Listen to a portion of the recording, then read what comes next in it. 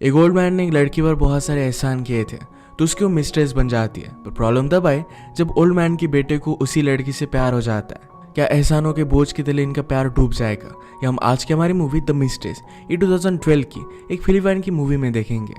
अगर आपको ये वीडियो अच्छा लगता है तो प्लीज़ इसे लाइक और कमेंट जरूर कर दीजिएगा। और बिना किसी देरी के एक्सप्लेनेशन स्टार्ट करते हैं। मूवी स्टार्ट होती है और हम हमारे मेन कैरेक्टर जेडी और सारी इन दोनों को एक बुक स्टोर में देखते हैं। जेडी ने उसे देखा और उसे बहुत ही अच्छी लगती है। सारी ने भी उसे पूरी तरीके से नोटिस किया, पर वो ज़्यादा उसे कुछ भाव नहीं देती।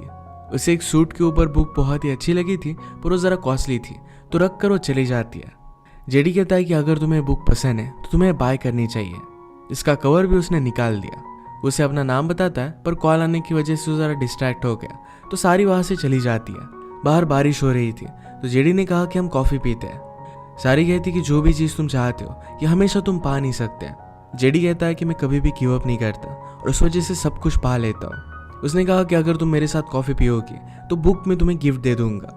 वैसे भी बारिश चल रही है, तुम जा नहीं पाओगी। सारी फिर भी मानती नहीं, तो उसने कहा कि मैं 10 तक काउंट डाउन करता हूँ। अगर 10 तक ये बारिश ख़त्म नहीं होती तो मेरे साथ कॉफ़ी पीना। वो काउंट डाउन करने लग गया, पर 10 आने से पहले ही बारिश रुक जाती है। सारी कहकर गई कि हर बार तुम जो चाहते हो तुम्हें नहीं मिल सकता। इसके बाद हम जेडी को उसके फादर की कंपनी में एक बड़ी सी कॉन्फ्रेंस को अटेंड करते हुए देख सकते हैं। इस कॉन्फ्रेंस में जेडी के फादर, जिनका नाम है टॉरेंस, इनसे पूछा जाता है 2 साल पहले आपके बड़े बेटे की डेथ हो गई, इसके बाद आप कंपनी को कैसे संभालेंगे? टॉरेंस ने कहा कि जब तक मैं जिंदा हूँ तब तक इस कंपनी को कुछ भी होने नहीं दूंगा। ये इनकी मीटिंग सक्सेसफुल थी। सारी एक सूट की शॉप में काम करती थी। इन्हें डिज़ाइन करना उसे बहुत ही अच्छा लगता था, यही उसका पैशन है। यहाँ के एम्प्लॉय के एक छोटा सा लड़का था जो सारी को बहुत ही ज़्यादा पसंद करता था, उसे वो प्रपोज कर देता है। उसे ना कहती है तो बेचारा बहुत ही ज़्यादा अपसेट हो गया था। नेक्स्ट सीन में हम जेडी को एक लड़की के साथ देखते हैं। वो लड़की कहती कि शायद मुझे तुमसे प्यार हो रहा है, पर जेडी इसके लिए मना कर देता है। उसने कहा कि हमें हमारी लाइफ को कॉम्प्लिकेट नहीं करना चाहिए। सारी के घर पर उसकी मदर, ग्रैंड मदर और उसके ब्रदर सिस्टर्स थे। ग्रैंड मदर की तबीयत हमेशा ख़राब रहती है, उसे भूलने की बीमारी है, तो सारी ने हमेशा उनका ख्याल रखा है। ग्रैंड मदर भी सारी पर बहुत प्राउड थी। जब सारी बहुत छोटी थी तभी उसके फादर की डेथ हो गई थी और उसकी मदर अपने बॉयफ्रेंड के साथ भाग गई थी। हमेशा ग्रैंड मदर ने उनका ख्याल रखा था, तो इस वजह से अपने ग्रैंड मदर से बहुत प्यार करती है। अगले दिन जेडी अपने पार्टनर के साथ सारी के ऑफिस में आता है। जेडी के फादर की इतनी बड़ी कंपनी है, पर फिर भी एज आर्किटेक्ट वो कहीं और काम करता है, क्योंकि अपने फादर से उसकी बनती नहीं। जेडी को एक बहुत बड़ा क्लाइंट चाहिए था, पर वो अपने सूट इसी शॉप से सिलवाता है। इस शॉप को भी रेनोवेटिंग की ज़रूरत थी, तो जेडी ने कहा कि अगर हम यहाँ पर अच्छे से काम करते हैं तो एक बड़ा क्लाइंट भी हमें मिल सकता है। इसी वजह से उन्होंने जॉब ले लिया। सारी यहाँ पर जेडी को देखकर सरप्राइज थी। जेडी भी उसके पीछे पीछे आ गया। अपने फ़ोन से उसे वो कैप्चर कर लेता है, उसे फिर से नोटिस करती है। जेडी ने कहा कि जब भी कोई लड़की मुझे इस तरीके से देखती है तो मेरे वो कपड़े निकालना चाहती है। सारी कहती कि पहले तो मैं तुम्हारी पैंट निकालना चाहती हूँ, ये बहुत ही घटिया है, इसमें तुम बहुत ही शॉर्ट लगते हो। जेडी इस पर बहुत हंसा। वो कहता है कि पूरे वीक में तुम्हारे बारे में सोचता रहा, क्या मेरे साथ कॉफ़ी पर चलोगी? पर सारी इस बार भी उसे मना कर देती है। उसे फिर से एक इम्पॉर्टेंट कॉल आ जाता है, तो उसे जाना पड़ा, पर उसे कहकर जाता है कि मैं तुम्हें पाना चाहता हूँ और पाक कर रहूँगा। संडे को जेडी अपनी मदर से मिलने के लिए गया। मदर कहती कि अब तुम्हें कंपनी का काम संभाल लेना चाहिए। जेडी कहता है कि फादर को मेरी कोई भी ज़रूरत नहीं है, वैसे भी हम दोनों की विजन मैच नहीं करती। अगर बड़े भाई जिंदा होते तो मेरी किसी को ज़रूरत भी नहीं पड़ती। मदर ने कहा कि फादर के जाने के बाद तुम्हें ही सब कुछ संभाल लेना है, अभी से तुम्हें काम करना स्टार्ट कर देना चाहिए। पर जेडी इसके लिए नहीं मानता। एक दिन जेडी खुद सारी के लिए कॉफ़ी लेकर आया। आज थर्सडे था, तो एम्प्लॉयज़ कहती कि आज उसका ऑफ होता है। सारी एक हाउस में आई, वहाँ पर सब कुछ वो रेडी करती है। उसने खाना वगैरह बनाया और उसके बाद टोरेस उसे मिलने के लिए आया। टोरेस जेडी के फादर है। ये एक दूसरे के साथ 5 साल से रिलेशनशिप में है और एक दूसरे को बहुत लाइक करते हैं। टोरेस ने कहा कि जो बिजनेस बुक मैंने तुम्हें पढ़ने के लिए कही थी, क्या तुमने वो पढ़ डाली? सारी उसमें उतना ज़्यादा इंटरेस्टेड नहीं थी। टोरेस कहते कि मैं तुम्हें एक बिजनेस बना कर दे सकता हूँ। सारी ने कहा कि ऑलरेडी आपने मेरे लिए बहुत कुछ किया है। टोरेस उसको ज़िंदगी भर के लिए एक बहुत ही अच्छा बिजनेस रेडी कर देना चाहते थे। वो अपने बिजनेस की प्रॉब्लम बताते कि सब लोग ज़रा डर रहे क्योंकि 2 साल में मैं रिटायर होने वाला हूँ। टोरेस ने कहा कि मेरे छोटे बेटे को मेरा बिजनेस संभालना चाहिए, पर वो मानता ही नहीं। अब जब वो सारी के साथ है तो ये कुछ भी वरी नहीं करना चाहते। उसके साथ अपना टाइम वो एंजॉय करते हैं। उन्होंने उससे पूछा कि क्या तुम्हारा कोई बॉयफ्रेंड है? सारी कहती कि मैं किसी में भी इंटरेस्टेड नहीं हूँ। टोरेस ने कहा कि तुम पूरी ज़िंदगी मेरे साथ नहीं रह सकती, तुम्हें एक अच्छा पार्टनर ढूंढ लेना चाहिए। जेडी अपने मदर से मिलने के लिए जाता है। मदर बहुत ही ज़्यादा ड्रंक थी क्योंकि उसे टॉरेस के अफेयर के बारे में पता है। मदर ने कहा कि अब तुम्हारे फादर का किसी यंग लड़की के साथ अफेयर चल रहा है। उनके गुजर जाने के बाद उन्होंने उसके लिए कुछ पैसे भी रखे हैं। इस बात से वो बहुत ही ज़्यादा डिस्टर्ब हो गई थी। जेडी कहता है कि आप डिवोर्स क्यों नहीं लेती। मदर कहती कि मैंने तुम्हारे फादर से प्यार किया है, अब वो जैसे भी है मेरे पास कोई भी ऑप्शन नहीं है। तुम भी लाइफ में कभी किसी से प्यार करोगे और उनके सारे फॉल्ट होते हुए भी उनसे प्यार करते रहोगे। अगले दिन जेडी गुस्से में अपने फादर से मिलने के लिए गया। फादर कहते कि अगर तुम कंपनी को ज्वाइन करना चाहते हो तो हमेशा तुम्हारी जगह यहाँ पर है। जेडी कहता है कि कभी भी आपको मेरी ज़रूरत नहीं थी। जब मैं यहाँ पर काम कर रहा था तो हर दिन आपने मुझे याद दिलाया कि मैं कितना बड़ा नालायक हूँ। फादर ने कहा कि तब तुम्हारे बड़े भाई की रिसेंटली डेथ हुई थी और उसी वजह से मैं ज़रा डिस्टर्ब था। जेडी गुस्से में वहाँ से निकल जाता है। उसने अपने फ्रेंड को कॉल किया और कहा कि मुझे इस प्रोजेक्ट से निकाल दो। फ्रेंड ने कहा कि तुमने कमिटमेंट की थी, अब तुम्हें कंप्लीट करना पड़ेगा। इसके बाद वो डायरेक्टली सारी से मिलने के लिए आता है। उससे पूरा ऑफिस दिखा रही थी और कहती कि तुम्हें अपने लिए भी सूट बनवा लेना चाहिए। जेडी इसके लिए हाँ कहता है। वो ज़रा डिस्टर्ब लग रहा था।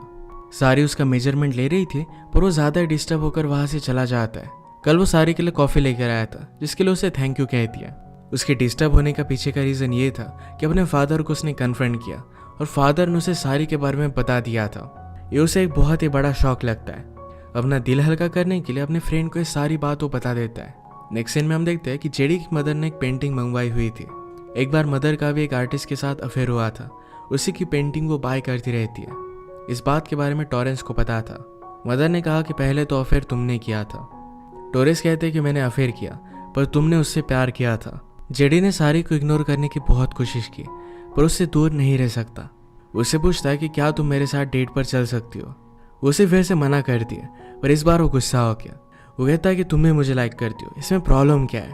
वो बेसिकली उसे फोर्स करने लग गया था तो सारी ने एक पिन लेकर उसे मारा और वो अपना कॉल उठाने के लिए चली जाती है।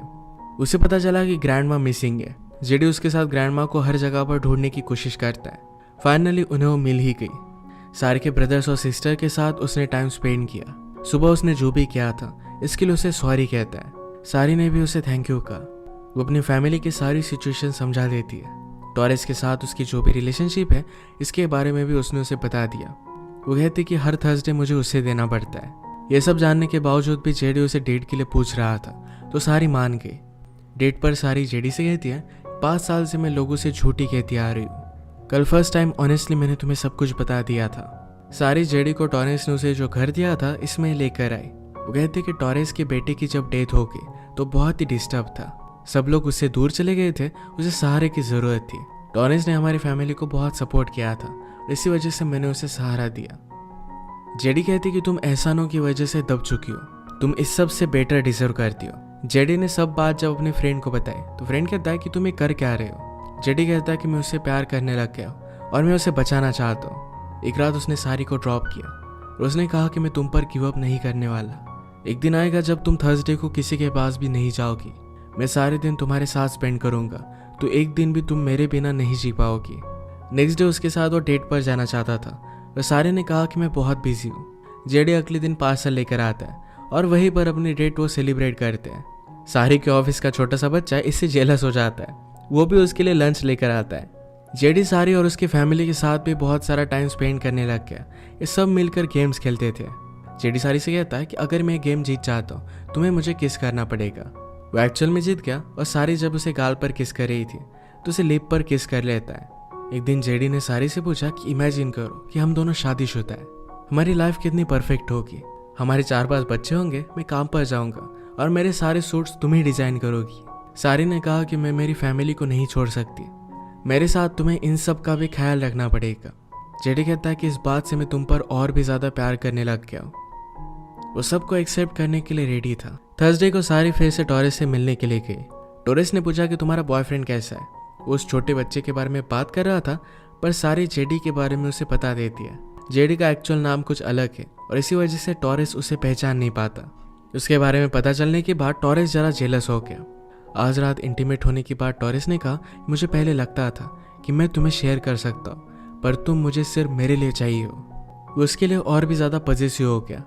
थर्सडे के अलावा किसी और दिन भी उसके साथ वो डिनर करना चाहता था।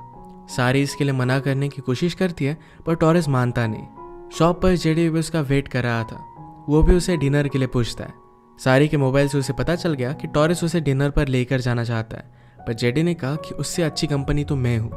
सारी कहती है मैं तुम्हारे साथ डिनर पर नहीं जा सकती। इस बात से जेडी गुस्सा हो जाता है, कहता है कि मैं तुमसे बहुत प्यार करता हूँ और इस तरीके से उससे मिलना मुझे तुम्हारा अच्छा नहीं लगता, पर फिर भी मैं तुम्हारे साथ हूँ। मैं हमेशा तुम्हारा कुत्ता बनकर नहीं रह सकता, मुझे सिर्फ एक चांस दो, मैं पूरी लाइफ तुम्हारे साथ जीना चाहता हूँ। सारी इस पर कुछ भी बोल नहीं पाती। टॉरेस ने प्लान बनाया कि सारी के साथ 2 वीक्स के लिए वैकेशन पर जाएगा। काम छोड़कर जाने के लिए सारी मना कर रही थी, तो जेडी कहता है कि मैंने ऑलरेडी तुम्हारे बॉस से परमिशन निकाल ली है। उसे रात में डिनर के लिए लेकर आता है और उसी रेस्टोरेंट में जेडी की मदर भी थी। उस पर बहुत ज़्यादा गुस्सा होगी। सारी को देखकर कहती है तुम एक सेक्स वर्कर की तरह लगती हो। वो वहाँ पर बहुत बड़ा तमाशा खड़ा करती है। जेडी अपनी मदर को संभालने लग गया। सारी को अब पता चला कि जेडी टॉरेस का बेटा है। इस बात से उसे बहुत बुरा लगता है। जेडी रात में उसे मिलने के लिए आया। वो डायरेक्टली उसके साथ इंटीमेट होने लग जाती है, कहती कि तुम यही सब चाहते हो। जेडी कहता है कि मैं तुम्हें सब कुछ सच बताने वाला था, प्लीज़ मुझे माफ़ कर दो। वो बाद में उसे बहुत बार कॉल करने की कोशिश करता है, पर सारी उसे इग्नोर कर देती है। सारे के क्लाइंट की वेडिंग थी, उसका सूट अच्छे से रेडी नहीं हुआ था। सारी अब सब कुछ चेंजेस कर खुद इस सूट को देने के लिए जाने वाली थी। वह रात में उसे बहुत लेट हो जाता है। उसके ऑफिस के बाहर जेडी उसका वेट कर ही रहा था। इतने रात में सारी को कोई भी ट्रांसपोर्ट मिलने नहीं वाला था, तो फ्रेंड्स कहती है कि प्लीज़ जेडी के साथ चली जाओ। जेडी सारी को सॉरी कहता है। उसने कहा कि जब मुझे फादर और तुम्हारे बारे में पता चला तब मैं जानना चाहता था तुम दोनों ने एक दूसरे में देखा क्या। मैं तुम्हें पहले से लाइक करता था और बाद में मुझे तुमसे प्यार हो गया। सारी इस पर कुछ भी नहीं बोलती। ये दोनों वेडिंग में गए। सारी ने पूछा तुमने अपना नाम जेडी क्यों बताया। जेडी कहता है कि मेरी मदर ने एक बार आर्टिस्ट के साथ अफेयर किया था, मैं उन्हीं का बेटा हूँ। वो काम करते वक्त अपने फादर के इनिशियल्स लगाता है। जेडी के फादर को कभी भी ये बात पता नहीं थी। उसने सारी से कहा कि जिस सिचुएशन में हम फंसे हुए, अगर ये सिचुएशन ना होती तो कितना अच्छा होता। एक बार हमारी लाइफ इमेजिन कर देखो। सारी ने सब कुछ इमेजिन किया, उसे बहुत अच्छा लगा। रात में कैंडल्स को आकाश में छोड़ दिया।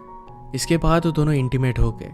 अब उन्होंने डिसाइड कर लिया था कि सब कुछ बात वो टॉरेस को बता देंगे। ये सब सुनकर टॉरेस को बहुत बड़ा शॉक लगा।